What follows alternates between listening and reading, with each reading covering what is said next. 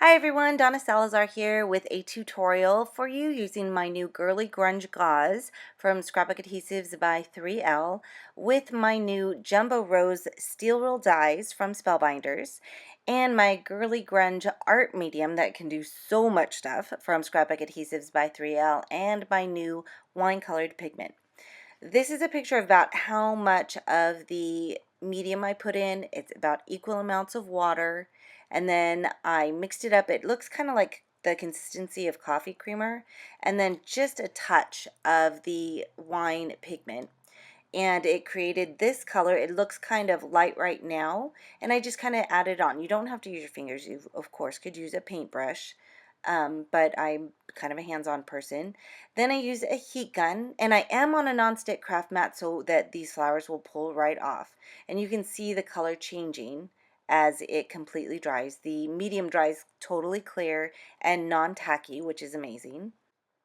And now that they are dry, you can actually mold these petals. It has stiffened up the material some. You could leave it flat, or you can do what I've chosen to do here, and you can kind of wrinkle up each of the petals to give it more of a girly grunge kind of a look.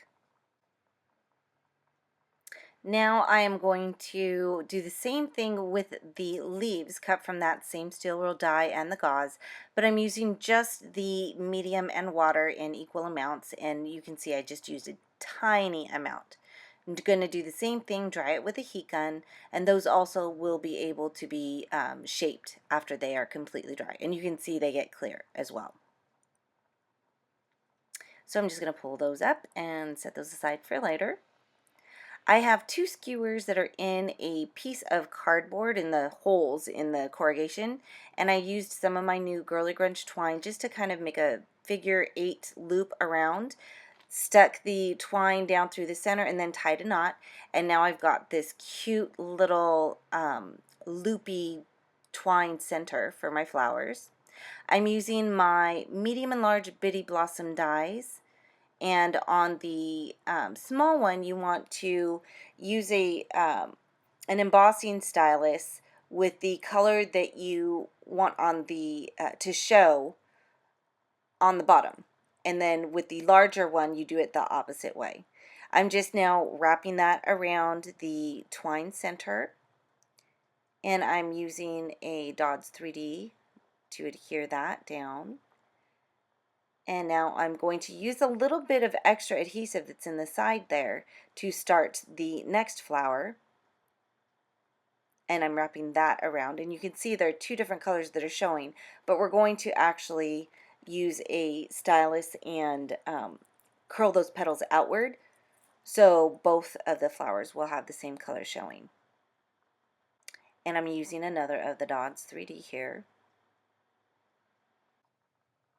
And now I'm going to use a stylus, and I am going to curl those petals outward just by putting the stylus underneath the petal I want to curl and my thumb on top and just kind of twisting downward.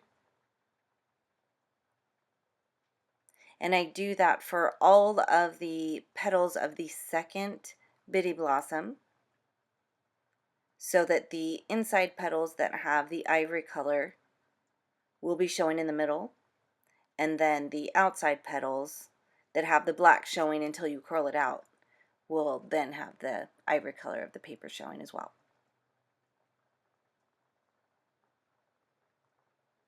And now I'm using my Mixed Media Inks chalk and sage, and I'm just touching the petals to the ink and kind of blending it, and the ink adheres really well to the dried medium.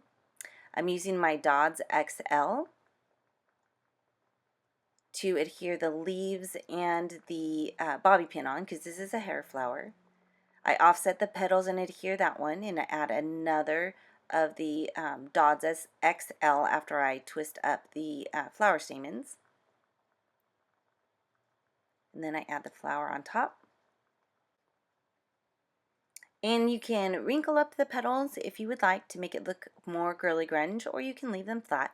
It's up to you. But of course I like mine very girly grunge. And I hope that you enjoyed this tutorial and that you will come back again soon. If you'd like to find me online, here are the places where you can find me.